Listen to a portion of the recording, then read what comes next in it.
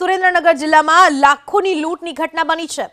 Limbdi Ahmedabad highway ઉપર કાનપરા ગામના પાટિયા પાસે કુરિયર કંપનીનું પિકઅપ વાન લૂંટાયાનો અહેવાલ।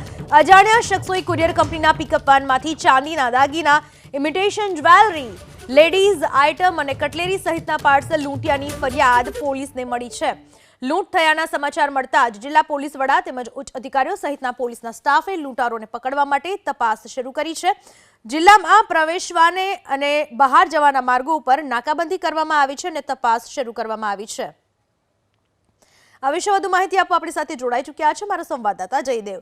જયદેવ, ક્યારે કઈ રીતે આ લૂંટની ઘટનાને અંજામ આપવામાં આવ્યો છે અને લૂંટારો કેટલા હતા, કઈ રીતે લૂંટ ચલાવી, કઈ તપાસમાં ખ્યાલ આવી રહ્યું છે ખરા પ્રાથમિક તપાસમાં?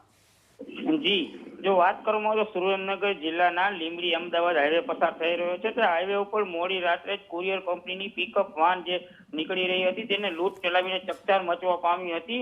કાનપુર ગામના પાટિયા પાસે અજાણ્યા શખ્સો દ્વારા ઇમિટેશન લેડીઝ આઇટમો, કટલેરી આઇટમ તેમજ ચાંદીની દાગીના સહિત મોટા પાર્સલોને લૂંટ ચલાવીને નાસી છૂટ્યા હતા। જ્યારે વાતની જાણ થતાં જ જિલ્લા પોલીસ વડા ગિરીશ પંડ્યા તેમજ લીંબડી ડીવાયએસપી ચેતન મુંદવા સહિત પીએસઆઈનો સ્ટાફ ઘટના સ્થળે દોડી ગયો હતો અને સમગ્ર જિલ્લામાં નાકાબંધી કરી ચૂક્યા હતા। જો વાત કરીએ જાણવા મળતી માહિતી મુજબ 120 કિલો ચાંદી તેમજ અન્ય ઇમિટેશન આઇટમો તેમજ લેડીઝ કટલેરીઓનો માલ સામાન હોય તેવો પણ અંદાજ જાણી શકાય છે। જી, આભાર આપનો તમામ માહિતી બદલ।